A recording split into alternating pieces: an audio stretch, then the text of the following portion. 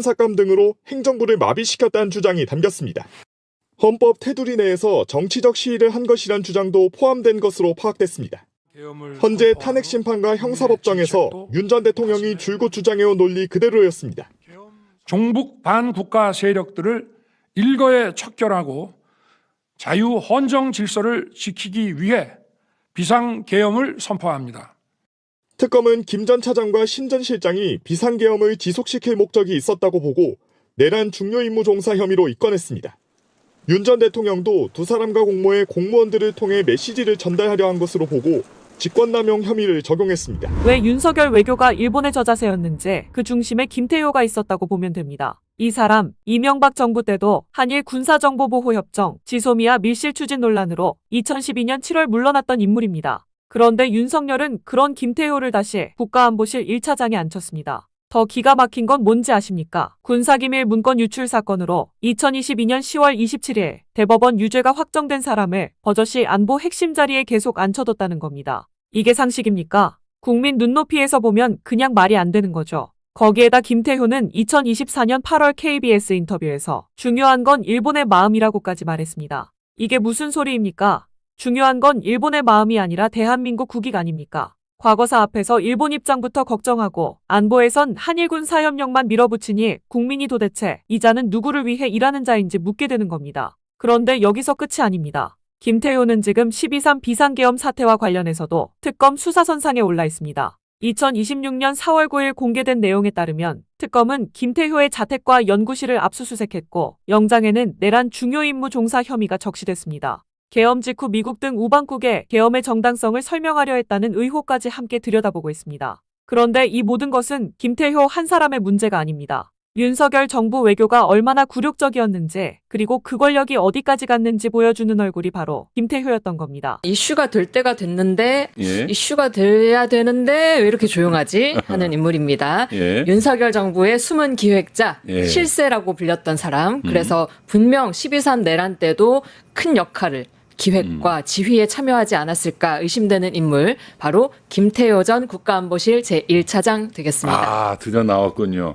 중일마. 중일마. 최근 그 특검 수사 과정에서도 VIP 경로설 문제 잠깐 등장한 거 말고는 그 영향에 비해서는 아주 좀 조용한 편이에요. 그렇습니다. 뭐 그렇기도 하고 지금 우리 이재명 대통령이 외교안보 문제에 가장 힘을 쏟고 계시잖아요. 예. 또 한편으로는 어려움을 또 국가적으로 겪고 있기도 하고요. 예. 직전 윤석열 정부에서 이 외교안보 가장 실세로 군림했던 그랬죠. 인물이기 때문에 예. 이 시점에서 잊지 말자 김태효, 다시 보자 김태효, 나와라 김태효, 밥은 먹고 다니나 김태효 이런 구호를 외치는 심정으로 예. 오늘 김태효 인물 탈곡기 한번 돌려보려고 합니다. 네. 네, 먼저 김태효 소개하겠습니다. 한번 소개해 보시죠. 네, 1967년 2월 서울에서 태어났습니다. 예. 아버지 김경회 씨는 예. 대검찰청 중앙수사부장, 서울중앙지방검찰청 검사장, 한국형사정책연구원 원장 등을 역임한 인물입니다.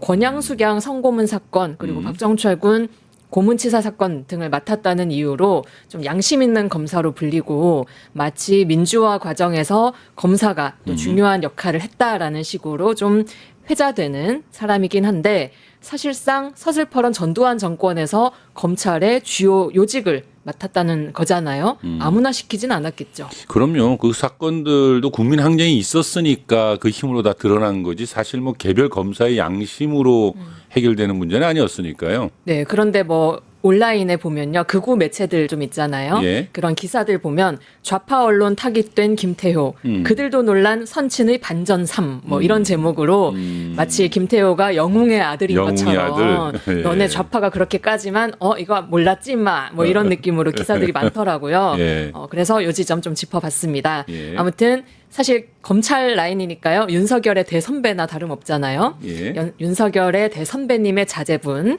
김태효는 여의도 초등학교, 여의도 중학교, 마포고등학교 거쳐서 서강대 정치외교학과에 진학을 합니다. 그 후에 미국에 가서 코넬대, 시카고대에서 행정학 석사 그리고 정치학 박사를 따서 돌아옵니다. 귀국 후에는 서강대에서 학생들 가르쳤는데요.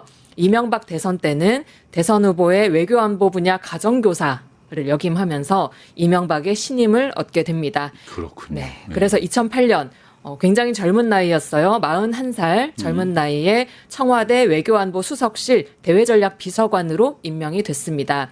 그리고 대외전략기획관으로 또 승진하면서 명실상부 대한민국 외교통의 안보통의 실세로 등극하게 됩니다. 그러니까 이미 그 이명박 정부 때부터 실세였네요. 맞습니다. 젊은 나이에. 그 이명박 정부 때 폭망했던 대북 정책 있잖아요. 예. 비핵 개방 3천. 3천. 네, 예. 요걸 입안한 인물이 바로 이 김태호입니다. 그렇군요. 청와대에서는 2012년 7월까지 근무했고요. 예. 기억하실지 모르겠는데 지소미아 밀실 협상 요 체결 문제 때문에 공직을 떠났다가 10년 뒤에 다시 금이 환영격으로 윤석열 정부 국가안보를 총괄하는 국가안보실 제1차장 자리로 화려하게 다시 데뷔를 합니다.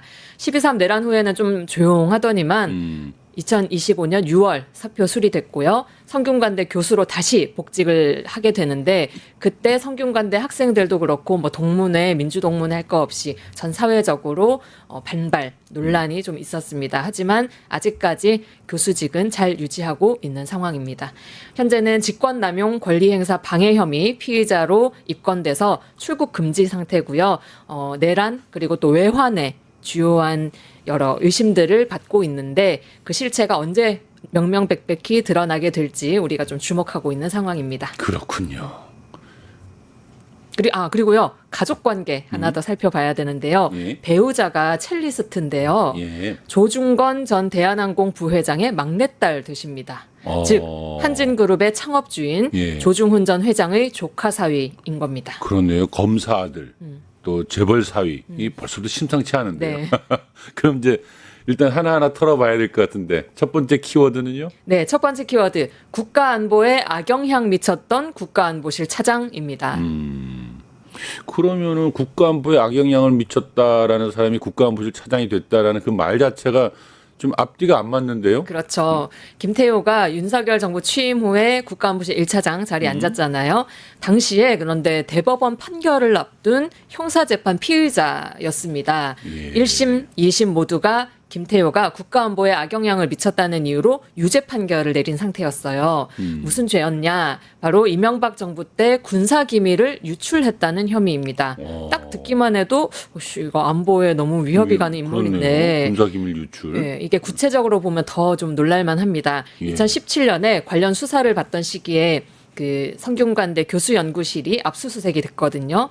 그때 김태호가 대통령 비서실에서 가지고 온 문건들이 무더기로 발견이 된 거예요. 무려 수백 페이지 분량이었습니다. 대체 어떤 문서였습니까?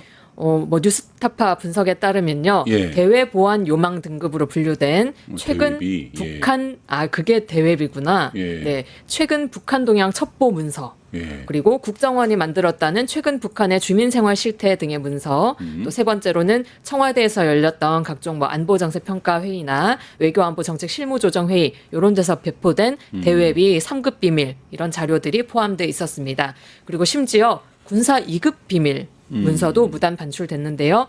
평양 시내의 위성 사진 등에 대해서 군 정보기관의 분석이 상세하게 담긴 문건. 평양시 10만 세대 건설 추진 관련 동향 분석이라는 문건도 들고 나온 게 확인이 됐습니다. 김태호가 청와대 밖으로 가지고 나온 문건이 모두 41건이었고요. 페이지로는 수백 페이지에 달합니다. 원래 청와대 규정상 밖으로 문서 유출을 못하게 돼 있거든요. 그걸 왜 들고 나갔다고 합니까? 그렇죠. 이게 적법한 보안 절차 없이 예. 군이나 국정원 이런 기관에서 작성한 문건을 가지고 온 건데 이유는 잘 모르겠어요.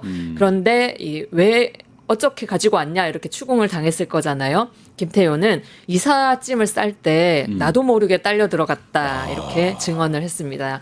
그런데 이제 문서들 보면 군사 2급 비밀 시크리트, 예. 뭐 3급 비밀 빡, 대외비 빡, 대외 보안 요망 빡 이렇게 앞에 이렇게 박혀 있잖아요 도장이. 원래 보안 등급 찍혀 있거든요. 그렇죠. 예. 그게 버젓이 찍혀 있고 또 예. 실수로 딸려들었다고 하기에는 수백 페이지에 41건이나 되는 문서를 그렇게 그냥 이삿짐에 덜렁 나도 모르게 가지고 나도 왔으니까 모르게. 없죠. 예. 그래서 1심, 2심 재판부가 모두 사적인 목적으로 군사기밀을 함부로 가지고 나와서 자신의 대학교에서 보관했다라고 하면서 대한민국의 안보라는 막중한 임무를 사적인 목적으로 저버렸다라는 이유로 유죄 판결을 내렸습니다. 그렇게 안보라는 막중한 임무를 저버린 사람을 윤석열은 또 다른 부처도 아닌 국가안보실로 다시 또 발탁한 겁니까? 그렇죠. 대한민국의 그 누구보다 야, 참. 안보 문서, 기밀 문서를 많이 다루는 자리잖아요. 거기에 그런 인간을 앉힌 겁니다. 근데 더 웃긴 게요. 아까 압수수색 했다 그랬잖아요. 예. 그때 압수수색 수사를 지휘했던 게 누구냐? 윤석열이군요. 네, 당시 서울중앙지검장이 지가 지휘해서 지가 수사해놓고 지가 또 국가안보실에 앉힌 겁니다. 자기가 김태효의 죄를 뻔히 다 알 텐데. 그렇죠. 예. 그리고 사실 이 1차장이라는 자리도 예. 실세라고 하기에는 왜 실장이 아니라 1차장일까 궁금했던 적이 있었는데요. 예.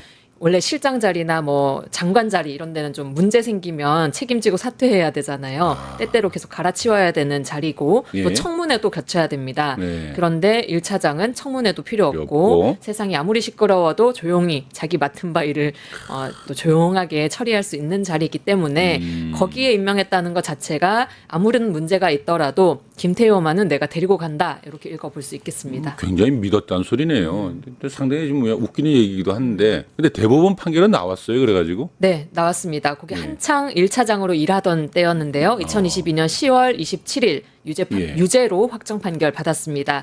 그러면 일하다가 유죄 판결을 받았으면 그만둬야죠. 그렇죠. 그만두고 잘리거나 예. 아니면 지가 알아서 사퇴를 하거나 예. 해야 되는데 꿋꿋이 범법자 유지 상태로 자리를 유지를 합니다.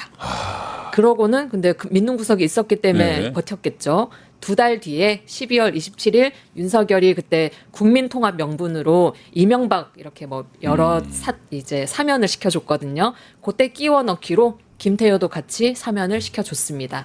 괜찮아, 형이 지켜줄게. 좀 기다려봐, 임마. 나 믿지? 도리도리 하면서 지켜준 거죠.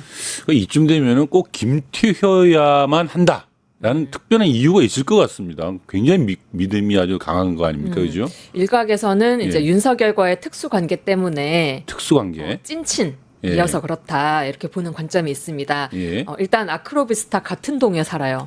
동네 친구입니다. 예. 그리고 둘이 술도 그렇게 다 하는? 했어. 나 다 했어. 그 심지어 사우나도 같이 다녔어요. 사우나도 술 다녔어. 마셨어. 사우나도 갔어. 이렇게 하는 그런 아주 막역한 사이였기 그렇군요. 때문에 그런 관계군요. 예. 그리고 사실 약간 비주얼적으로도 좀 되게 잘 어울리는 느낌 있잖아요. 맞아요. 정말 범죄와의 도시에 나오는 예. 그런 분위기인데요. 예. 그리고 또 김태효의 아버지가 대검찰청 중수부장이랬잖아요. 그렇죠. 윤석열 입장에서는 선배죠. 한참 선배지. 같은 검사 라인인 예. 거나 다름없으니 끈적끈적한 관계였을 걸로 예상은 됩니다. 하지만 그것만으로 이렇게 범법자를 주요 요직에 그것도 안보 라인에 세운다는 게 쓰기에는? 좀 무리가 있습니다. 예. 그래서 제가 평가하기에는 이거는 윤석열의 박탈이 아니다. 발탁이 아니다. 네. 미국의 초이스가 아니었을까 이런 생각이 좀 들었습니다. 미국의 입김이 작용한 인사다. 그렇게 보는 무슨 특별한 이유가 있습니까? 네, 여기서 두 번째 키워드 다뤄볼 텐데요. 두 번째 키워드. 바로 일본 사람 김태효입니다. 중일마. 중일마. 호는 중일마. 이름은 김태효. 미국이 일본 사람, 그러니까 친일파보다도 더 김태효가 국가 안보 라인에 임명되기를 바랬다 그런 것이네요. 미국 입장에서는 물론 이제 한미일 동맹이 중요하고 또 인도 태평양 전략상 어떻게든지 간에 우리 그 정부와 미국과 일본이 이제 사이좋게 지내게 해야 되긴 하는데 일본과의 관계가 가장 이제 어려웠으니까 일본과의 관계를 개선한다라는 측면에서 미국 입장에서는 친일적인 사람을 중요한 자리에 앉히고 싶다는 마음은 가질 수 있을 것 같기는 그렇죠. 해요. 사실 그것만 놓고 본다면. 네, 한미일 협력의 핵심이 일단 한국과 일본의 관계 개선이었고 그때만 해도 과거사 문제나 우리 그렇죠. 뭐또 심할 때였잖아요. 그 적격인 인물이 김태효였다라고 저는 생각이 듭니다. 기본적으로 일단 미국에서 유학을 했으니 기본적으로 미국 통이고 또 뼛속까지 일본 사람이라는 평을 받지 않습니까? 그렇죠. 그 빛나는 명언이 있잖아요. 중일마? 중요한 건 일본의 마음이다. 네. 우리 국민들은 중요한 건 꺾이지 않는 마음이라고 생각하면서 힘들어도 버티고 사는데 네. 김태효는 이 2024년 광복절 다음 날이었습니다. 네. KBS에서 나와서 중요한 건 일본의 마음이라고 말했습니다. 중일마. 요게 전날에 윤석열이 광복절 경축사를 했는데 일본 과거사에 대한 언급이 한 줄도 안 있어가지고 그렇죠. 이제 국민적으로 비난의 여론이 한창 할 때였습니다. 그때 TV에 나와서 과거사 문제 사과에서 중요한 것은 일본의 마음입니다. 마음이 없는 사람을 억지로 다그쳐 사과를 받아내는 것이 과연 진정한가 이렇게 말을 했습니다. 또 이것 때문에 사람 또 뒷목 잡았을 거잖아요. 예. 근데 여기에 한 수를 더 떠서 대통령실은 일본이 이미 수십 차례 사과해서 우리가 피로감이 많이 쌓여 있는 상태다. 이렇게 말도 안 되는 말로 또 김태효를 두둔을 했었고요. 아주 그냥 쌍으로 잘 어울리네요. 그냥. 네, 이런 참 김태효가 아니라 기무태효상이라고 해야 될 것 같은데 이 기무태효상이 네. 일본 내 마음만 챙긴다고 해서 인정을 받았을 건 아니잖아요. 그렇죠. 일단 학계에서 가장 강력하게 한일 군사협력 강화를 주장해온 인물로 또 뽑힙니다. 오죽하면 한일 군사동맹론자 이렇게 불릴 정도였는데요. 네. 몇 개 논문만 좀 소개해드려 볼게요. 한반도 유사시 일본의 역할, 미일 신방위협력 지침을 중심으로 라는 제목의 논문을 보면 일본이 한반도 유사 사태에 개입하는 것이 기정사실화되는 게 평상시 대북 억지력을 증대시키는 효과를 가져올 거다 이렇게 주장했습니다. 그러니까 일본의 군대가 자위대가 우리 한국에 들어오는 것을 어떡하냐 용납해야 된다. 한마디로 군사적 개입을 하라 뭐 이런 뜻이네요. 그렇죠. 우리 입장에서는 거의 이거는 뭐 매국노 같은 발언을 그렇죠. 하고 있네요. 예, 거기에 또 다른 논문 한일 관계 민주 동맹으로 거듭나기라는 논문 제목부터 중일마 냄새가 팍팍 드는데요. 그렇죠. 자위대가 주권 국가로서의 교전권을 사용하지 못하는 상태에 영원히 있어야 된다는 논리는 대단히 편협하다 이렇게 주장하면서 과거사 문제가 양국 간 협력의 당위성을 해치는 파괴적 기능을 하도록 해서는 안 된다 이런 말도 했습니다. 즉 한일 간의 과거사는 중요하지 않고 일본의 교전권 전쟁할 수 있는 이 교전권을 인정해 줘야 된다라는 말이죠. 이 논문에 대해서 당시의 역사학자 전우용 씨 이렇게 평가했습니다. 6.25 때 이승만도 일본군이 개입하면 먼저 일본군을 축출하고 그 다음에 공산군과 싸우겠다라고 말한 바 있는데 이렇게 일본군을 한국에 들일 게 아니라 이렇게 주장하는 사람을 일본으로 보내야 된다. 자위대를 한반도 유사 사태에 개입시키자는 건 한국인이라고 볼 수 없다. 이렇게 비판했습니다. 전적으로 옳은 말인데요. 맞습니다.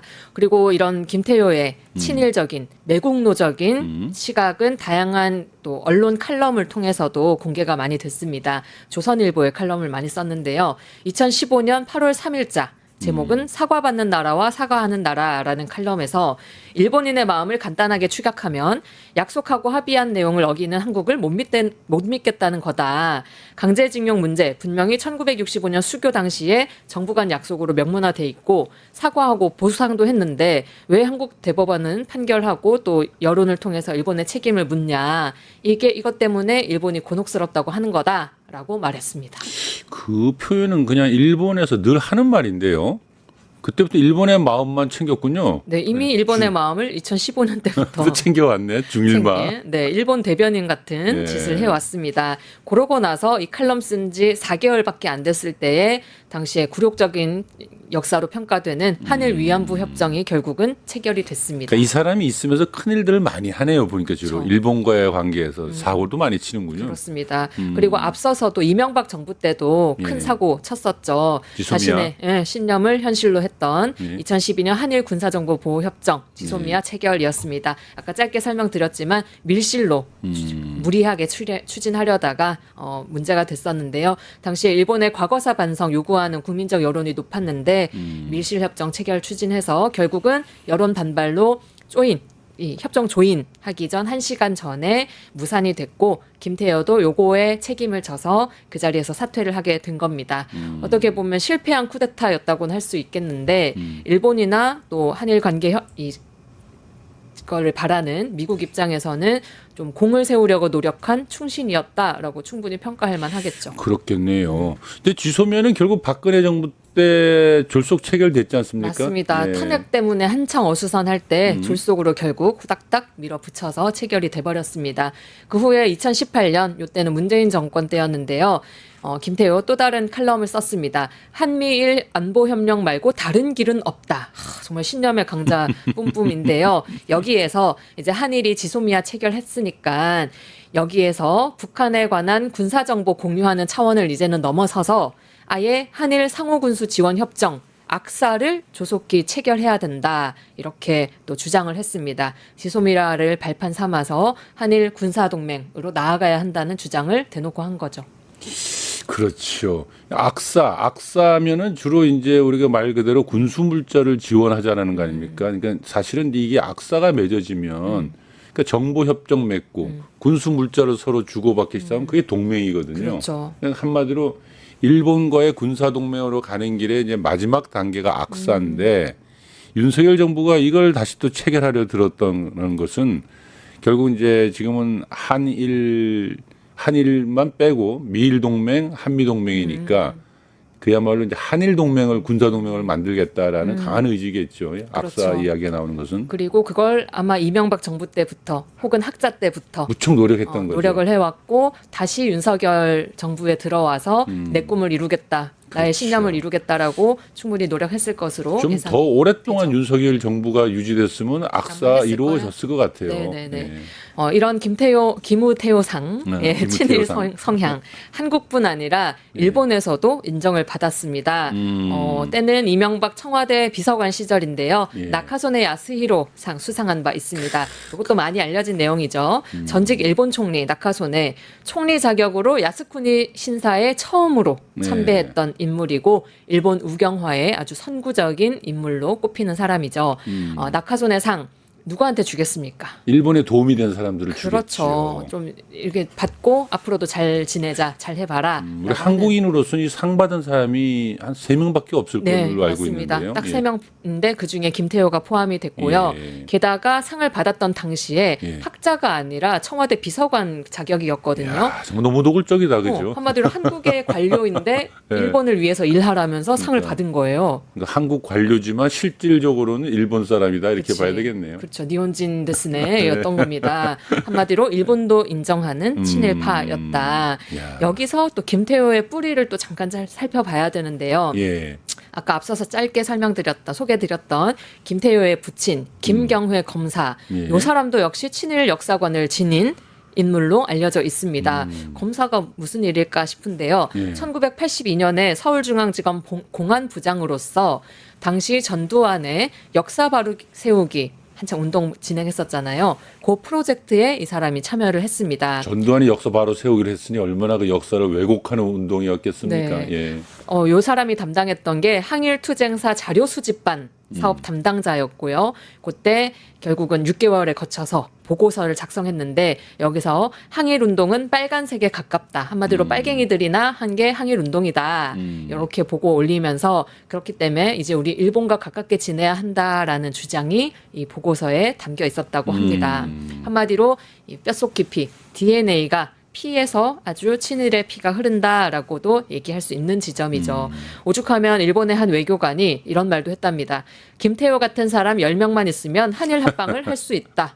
너무 충격적이지 않나요? 예. 또 하필이면 이런 사건도 있었는데요. 한국 체코 그때 정상회담 있었는데 네. 행사에서 이제 우리 정부 관료들이 쭉 서가지고 국기에 대한 경례하는데 유일하게 혼자 안 했어요? 김태호 혼자서만 꼿꼿하게 꼿꼿 문수도 아니고 꼿꼿 태호로 그때 경례 안 한 게 딱 걸린 적이 있었습니다. 그러니까요. 남들이 저렇게 국기내 경례를 안 하면 실수했나 보다 싶을 텐데 김태호가 안 하니까 저거 봐라 저거 봐라. 저 봐라 저 국적이 어디냐 뭐 이런 말이 나올 수밖에 없는 거죠. 네.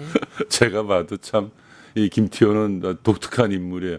제가 볼 때 이완용의 환생이 아닐까 뭐 이런 생각도 들긴 하는데 근데 이런 인물이 윤석열의 과외 선생 노릇을 했다고 하니까 그러니까 윤석열이 그 말도 안 되는 그 이상한 친일 일변도 외교가 좀 이해되는 이해가 측면도 되는. 있습니다. 네. 네. 김태호 생각해보면 국가안보실장이 처음에 김성한 그다음 조태용으로 바뀌었고요. 조태용에서 장호진으로 바뀌었고 장호진에서 또 신원식으로 바뀌는 이런 난리통 안에서도 제1차장 자리를 고수하면서 심지어 외교안보 대통령은 김태호다. 김태호. 이렇게 네. 불릴 만큼 그런 말을 낳았습니다. 게다가 또 김태호도 뉴라이트 출신으로 잘 알려져 있잖아요. 이런 자의 손아귀 위에서 윤석열 정부 끊임없는 친일 굴욕 외교 논란에 휩싸여 왔습니다. 윤석열도 이런 말 했습니다. 100년 전 일로 일본이 무조건 무릎을 꿇어야 한다는 생각은 저는 받아들일 수 없습니다. 아니 지가 안 받아들이면 어쩔 거야. 우리 국민이 그렇게 생각하는데 그러게 말입니다. 예, 이런 논란의 발언을 하질 않나. 예. 대통령실 예산으로 후쿠시마 오염수 방류 옹호하는 그 유튜브 홍보물 제작을 하질 않나. 또 일본의 사도광산 세계유산 등재 또 찬성을 했습니다. 우리가 네. 또 뭐 일본 역사 왜곡 대응 예산은 삭감되고 돌이켜 보면 이게 다 짚을 손가락 안에 꼽기가 힘들 만큼 특히 일본과의 관련된 문제가 정말 많은 망국적 외교가 이어져 왔었죠. 그리고 나서 또 한미일 관계 협력 관계는 더욱 돈독해졌죠. 네, 그렇습니다. 2023년에 캠프 데이비드에서 네. 정상회의 하면서 네. 한미일이 군사동맹 수준의 협력을 약속하기도 했고요. 그에 이어서 한미일 안보협력 프레임워크 협력 각서까지 체결하면서 실제로 한미일 동맹이 제도화되는 지경까지 이르게 됐습니다. 뭐 북은 원래 그랬다 쳐도 중국을 아주 우리의 공통의 적으로 간주하면서 일본의 한반도 군사 개입의 문을 열어줬던 그런 과정이 윤석열 정부에서 아주 따박따박 추진이 된 겁니다. 아까 앞서서도 말씀드렸는데 지금 이재명 대통령이 실익 외교 주창하고 있고 또 뭐 자주적인 외교, 자주 국방 이런 얘기 많이 하고 계신데 사실상 이 윤석열 정부에서 짜놓은 한미일 관계, 한일 관계 그 틀 안에 아직은 갇혀 있을 수밖에 없는 상황으로 보이잖아요. 우리가 자주적인 걸 아무리 추진하려고 해도 어렵게 만드는 조건 그게 바로 윤석열과 김태효가 작품이군요. 이렇게 가두리를 만들어 놨었다라고 예. 말씀드리고 싶습니다. 그러니까요. 이 전 세계가 지금 다극화로 흘러가고 있고 미국의 패권이 일국 패권이 무너져 내리는 이 시기에 우리는 어떻게든지 간에 미국과의 관계도 중요하고 일본과의 관계도 중요하지만 사실 중국과 러시아와 관계를 악화시키지 않아야 되고 또 브라질이나 인도나 또 인도네시아나 또 아세안이라든지 다양하게 외교를 펼쳐야 되는데 사실 요 윤석열과 요 김태효의 외교 라인들이 뭘 해버렸냐면 한미일로 몰아버리고 나머지 나라들과는 다 척지게 만들어서 그렇죠. 지금 이재명 정부가 들어서 가지고 새롭게 외교 관계를 만들려고 하니까 굉장히 어렵게 상황을 구축해 놓은 맞습니다. 그런 짓을 한 거죠. 네, 예. 정말 윤석열 내란뿐만 아니라 그 전부터 차곡차곡 진행됐던 이런 매국적인 외교 문제, 네. 안보 문제, 요거 다시 우리 대한민국 정상화시키는 과제로 남겨야 되고 그런 면에서 김태효 어디 갔노 김태효 나타나라 김태효 수사받자 김태효 제대로 네. 처벌받자 김태효 네. 해야겠습니다. 알겠습니다. 수고 많이 하셨습니다. 네, 오늘. 그리고 사실 원래 취지는 예. 내란에 그리고 외환에 가담한 김태효를 좀 다루고 싶었던 건데 예. 이 양반도 털 게 너무 많네요. 김태효 이야기를 좀 가봐야 되겠습니다. 어떤 사람입니까? 실세 중에 실세였는데 내란 과정에서 어디론가 쏙 사라져 버렸다. 그 사람이 2024년 9월 19일 날 정말로 국민 의례를 할 때 아예 이것을 하지 않았던 것인데 얼굴부터 알아야 되지 않겠습니까? 이름이 가물가물하시다고요. 영상 보여드리겠습니다. 자, 먼저 프라하성에 애국가가 울려 퍼지고 있습니다.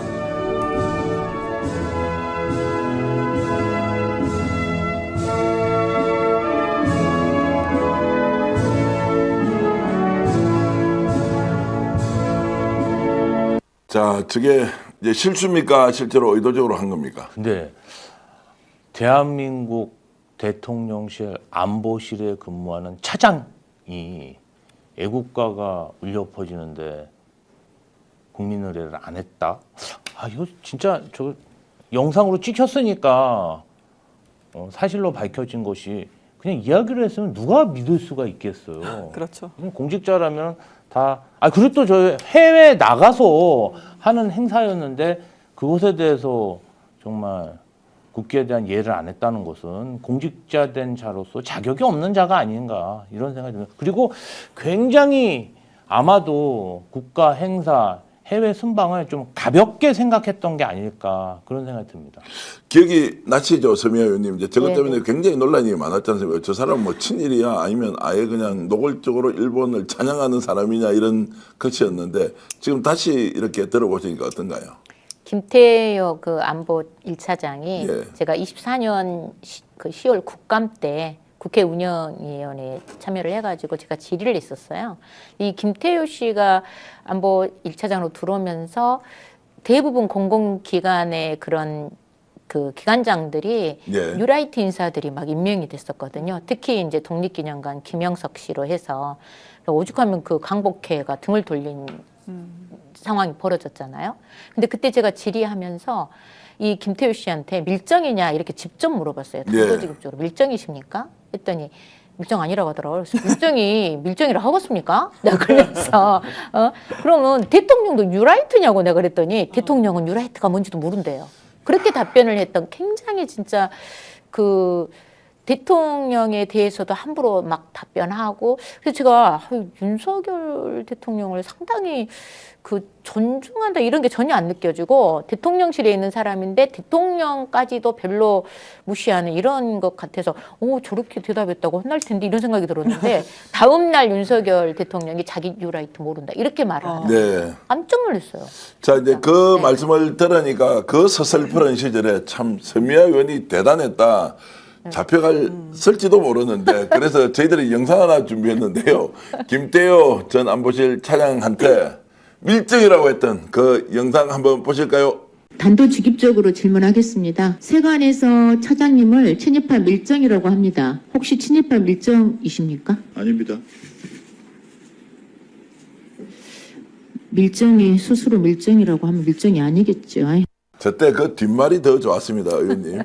그때 밀정이라고 진짜 하지 않는다 이렇게 하셨는데 엄청 거들먹거리고 예. 자세 자체가 너무 불손하고 정말 저는 그래서 과연 김태효 씨만 이 그 12월 비상계엄 발생했을 때 12월 4일 날 그 주한미 대사 골드버그하고 통화하면서 이제 누구지 윤석열이가 한 말 그대로 하면서 내란 주요 종사자 티를 다 냈거든요. 네, 예. 근데 안보차장만 그랬겠냐. 비서실장 당시 정진석, 안보실장 신원식 할 것 없이 전부 관계가 있을 텐데 지금 어디서 숨어갖고 이 순간만 잘 지나가게 기다리고 있는 거 아닌가라는 의심을 제가 자, 그래서 이제 오늘 압수수색이 진행됐던 그 내용은 이제 무엇인지 2차 종합특검에서 압수수색을 전격적으로 실시했다. 내용 설명해 주세요. 압수수색은 오늘이 9일이고 어제 실시를 했어요. 8일 날 실시했는데요.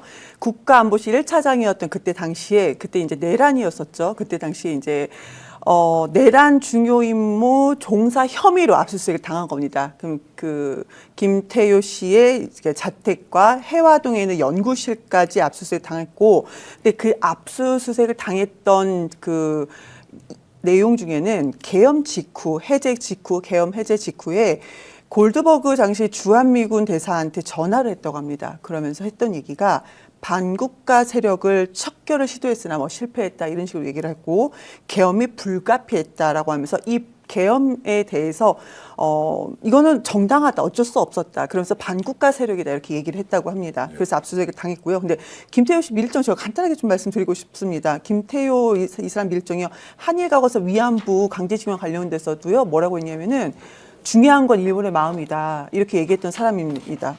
이렇게 중요한 거는 일본의 마음이다 그렇게 얘기했던 사람인 거고 그러니까 마음이 없는 사람을 다그쳐서 사과를 받아내지 말아라. 근데 그 마음이 없는 사람이 누굽니까? 일본을 얘기했던 겁니다. 그리고 교수 시절 논문에서도요. 한반도 유사시에 일본 자위대가 개입한 것은 당연하다. 이런 논문을 썼던 사람인 거고 이명박 정부 때는 또 어땠습니까? 이거 마지막입니다. 지소미아 이거 한일 군사협력 확대 밀실에서 추진했던 사람입니다. 이 사람이 과거에 이력 되게 많은데 여기서 제가 3개만 꼽아서 말씀드려도요. 밀정 아니면 뭐겠습니까? 그래서 과거에 선비아 의원님께서 그 밀정 발언하실 때 저 정말 통쾌해서 박수 쳤습니다. 자, 그래서 이제 이 사람이 MB 정부 때 어떤 일을 했는지 최인호 전 의원 지금 HUG 허거 사장으로 가 있는데 저희 방송에 나와서 이런 얘기를 했습니다. 김태효 이런 사람이었다라는 거 영상 직접 보시겠습니다. 또 의심하는 대목 중에 하나가 김태효가 MB 시절에 대통령이 됐다가 뭐 논란 그때 좀 빨리 사퇴는 했지만 MB맨이기도 합니다. 그런데 MB 시절에 어떤 일이 있었냐? 북한한테 DMZ 그 무장지대에서 총 쏘라고 했잖아요. 선거